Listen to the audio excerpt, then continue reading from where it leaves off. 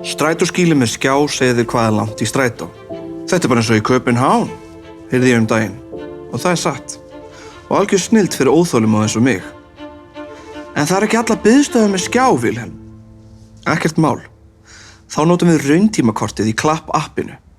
Ég opna klappið og vel skipuleggja. Þarna er biðstöðin mín. Þið getið smellt á hana og þá birtist þessi mynd.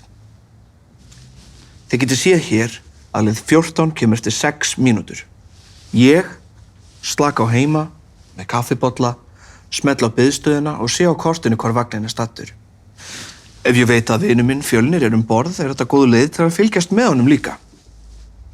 Þegar vagninn nálgast, þá hoppa ég út og lágmarka þannig biðtíman út á stöð. Enda er ég Vilhelm, strætómeistari, og það getur þú orðið líka.